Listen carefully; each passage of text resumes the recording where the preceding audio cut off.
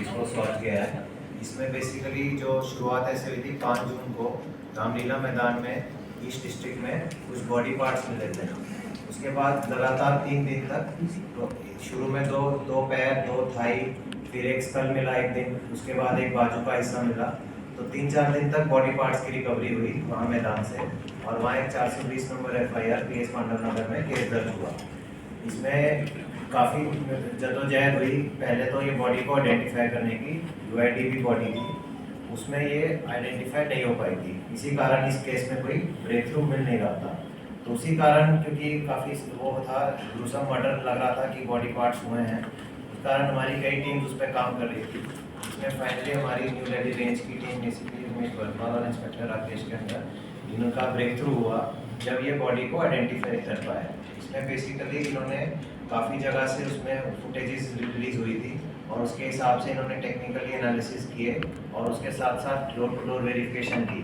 तो जब काफ़ी डोर टू डोर वेरिफिकेशन की तो एक बारी कुछ उसमें काम की बात नहीं निकल पाई, बट इन्होंने हिम्मत ना हारते हुए फिर उसको आगे बढ़ाया और फाइनली ये जीरो इन कर पाए कि जो सस्पेक्टेड डिसीज्ड आदमी है अंजन दास हो सकता है। तो वो अंजन दास का जब फिजिकली इन्होंने और चेक किया तो पता लगा कि ये वहाँ पे 5-6 दिन से मिसिंग है, 5-6 महीने से सॉरी मिसिंग है, और थाने में कोई मिसिंग दर्ज भी नहीं है, जिससे और सस्पिशियस लगा कि इसके घर वालों ने मिसिंग भी नहीं दर्ज कराई है।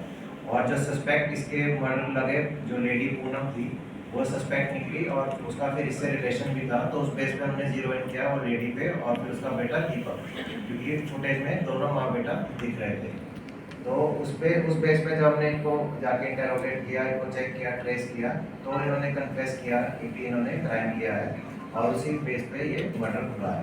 तो इसमें जो इनसे अभी हमें एक तो इन्होंने कपड़े पहने हुए थे वहाँ जब ये फुटेज में दिख रहे थे, वो इनसे हमारे को रिकवर हो गए हैं, और उसके साथ साथ जो मोबाइल था डिसीज का वो भी रिकवर हो गया है। इसकी इन्होंने बताया कि जो लेडी है ये पूनम, ये इसकी 2017 में इससे शादी हुई थी, 2011 से एक साथ रह रहे थे, 16 में जिसका हस्बैंड था कल्लू, उसकी डेथ हो गई थी। तो उसके बाद इसने 2017 में इससे शादी कर ली थी।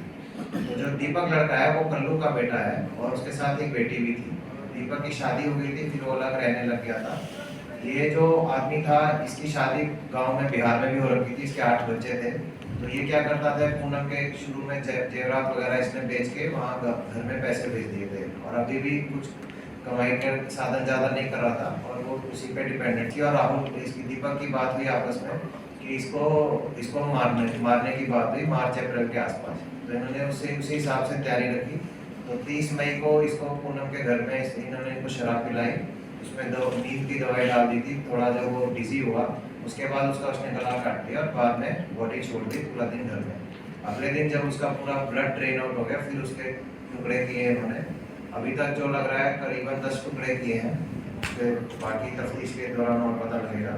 तो फिर इन्होंने 2 दिन 31 और 1 जून के आसपास में वो सब अलग अलग जगह डिस्पोज कर दिए गए। उनमें से जैसा कि बताया कि अभी 6 तो मिल चुके हैं, बाकी 4 की अभी तलाश जारी है।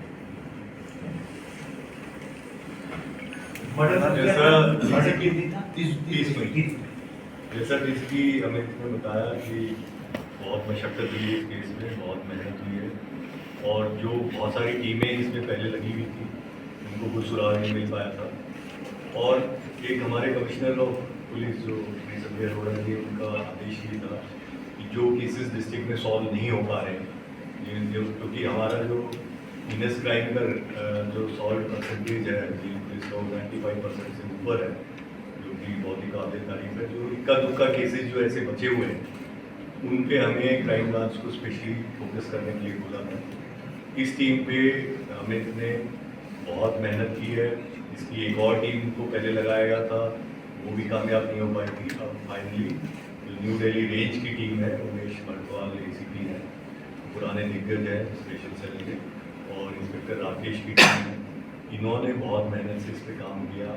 और CCTV फुटेज को इन्होंने बार बार देखा कि उसमें इतना तो जरूर आ रहा है, रात के अंधेरे में जो है एक लेडी और एक आदमी कुछ बैग में ले जा रहे हैं और वहाँ जाके रामलीला मैदान या जो गंदा नाला है अशोक नगर का, वहाँ पे डिस्पोज ऑफ कर रहे हैं, लेकिन उनकी चेहरा या उस तरह की आइडेंटिटी इस्टेब्लिश नहीं हो पा रही थी ये कौन लोग हैं। वहाँ पे पूछा गया कोई मिसिंग पर्सन है, कोई गायब हुआ है जिसकी बॉडी इन्होंने डिस्पोज की है, उसमें भी कोई कामयाबी नहीं मिल पा रही। इन्होंने आसपास के पुलिस स्टेशंस की सारी मिसिंग छानी, उसमें भी कोई कामयाबी नहीं मिली। आसपास के डिस्ट्रिक्ट्स, उत्तर प्रदेश के थानों में भी इनकी टीम ने जाके काफ़ी छानबीन की। फिर जैसा हुआ, जब आप मेहनत करते हैं तो फिर लक भी आपका साथ देता है, तो फिर इनके पास ये सूचना आई कि ये जो अंजन दास नाम का जो व्यक्ति है, ये काफ़ी दिन से मिसिंग है। इन्होंने फिर सारे पुलिस स्टेशन के रिकॉर्ड छाने कि अंजन दास की मिसिंग कहीं पे लॉज हो, किसी ने रिपोर्ट कराई हो, लेकिन इस बारे में भी कहीं हुई थी। उसके 8-10 बार इन्होंने उसको जाके अलग अलग जगह पे डाला ताकि कोई कनेक्टिविटी ना हो। जब लोकल पुलिस, जो थाने की पुलिस है पांडव नगर की, जब उनको मिला तो कभी 3-4 दिन में ये बॉडी पार्ट मिले, कभी एक पार्ट मिला, कभी दूसरा पार्ट मिला। उन्होंने उन पार्ट्स को ये कोशिश करने के लिए कि एक ही व्यक्ति के हैं, उसको डीएनए कराने के लिए भेजा हुआ है। और अभी भी इसको एस्टेब्लिश करने के लिए फाइनली ये अंजन दास ही था, इसको हम जो इसके घर वाले वहाँ पे हैं बिहार में, उनसे इसका डीएनए मैच कराएंगे। लेकिन हम लोग कन्विंस थे, इसलिए हमने इसकी अरेस्ट डाली कि ये इन लोगों ने ये वारदात की है और 6 महीने से ये लोग बचे हुए हैं। इनको गिरफ्तार करके अब हम इसको पांडव नगर पुलिस के हवाले में रहेंगे, जहाँ आगे की तफ्तीश ईस्ट डिस्ट्रिक्ट पुलिस करेगी। सर कितने हथियार इस्तेमाल हुए थे और जब पहले की गई थी कोई और भी था? इसके अंदर मैं भी पुख्ता रूप से ये नहीं कहूँगा, क्योंकि ये चाकू की भी बात कर रहा है, डैगर की भी बात कर रहा है कि चाकू से मारा, डैगर भी थी, डैगर से फिर उसको काटा। तो वो चीज़ें अभी चूँकि इसकी रिमांड ली जाएगी, और ज़रूर एक चाकू और डैगर वगैरह थे इसके पास जो इसने ला के रखे हुए थे। तो जैसे जैसे आगे इसका इंट्रोगेशन होगा वो चीज़ें क्लियर होती जाएंगी। सर घर में क्या बहनें भी मौजूद थी जब हत्या की गई, या तीनों या नहीं, उसके लिए इसका ये कहना है कि ये जब इसकी शादी होगी तो इसने पड़ोस में एक और कमरा लिया, तो वहाँ पे ही अपनी वाइफ के साथ रहने लग गया। और जो बहन थी वो उस दिन इसने कहा कि भाई तू वहाँ रह ले, मैं माँ के साथ रहूँगा आज, तो वहीं पे सो जाना और फिर को बुलाएंगे, हमें कुछ बातें करनी है अपने फादर के साथ इस टाइप की। हालांकि ये जरूर है कि बाद में उनको शक हुआ हुआ है, इन्होंने कहा कहीं चला गया है, वो भी लोकल पुलिस जब इनकी रिमांड ली जाएगी और इंट्रोगेशन में अगर कोई और पहलू नज़र आता है। अभी तक तो इसका दावा ये है कि मैंने और मेरी मदर ने मिलके, माँ ने मिलके किया, और बहन और वाइफ को इस बारे में नहीं पता। सर ये आइडिया कहाँ से आया था इनको? क्या कोई मूवी वगैरह देख करके आया या पहले से प्लानिंग की थी? सर श्रद्धा मर्डर केस के अंदर भी ये चीज़ सामने आई थी कि पांडव नगर में एक बॉडी मिली है और उसको मेहरौली पुलिस ने भी आप लोगों से कांटेक्ट किया था, लोकल पुलिस। सर स्पेकुलेशन वही थे कि श्रद्धा की कोई पीसेस तो नहीं इनिशियली जब मिली थी जरूर ये वहाँ के जो ऑफिसर्स हैं, डीसीपी साहब वगैरह, डीसीपी साहब, ये बात हुई थी कि कहीं वो टुकड़े जो वहाँ नहीं मिल रहे वो यहाँ हो सकते हैं। तो उस समय यही हुआ था कि ऐसा लगता है कि डॉक्टर ने उस समय कहा था कि मेल, तो इसलिए रूल आउट भी हुआ था। फिर डीएनए का भी रिजल्ट इंतजार किया जा रहा था, इस वजह से इसके ऊपर फोकस नहीं किया गया था, क्योंकि डॉक्टर का ये कहना था कि मेल बॉडी, ये वजह। सर प्लानिंग कैसे की थी इन्होंने ये मरीज में नहीं थे इसे कैसे पीछा छुड़ाया जाए, क्योंकि हमारी बात मानता नहीं है और पैसे भी छीन लेता है। तो धीरे धीरे इनको ये आइडिया आया कि इसको मार डालना ही ठीक है। मार डालने के बाद हम भी जेल ना जाए, इसको पता भी ना चले, क्योंकि इसके आगे पीछे कोई था नहीं। इनको लगा कि बिहार वाली फैमिली भी यहाँ पूछने आएगी, तो कोई मिसिंग रिपोर्ट लॉज नहीं होगी, तो कोई कहीं से कनेक्टिविटी इसकी हो नहीं पाएगी।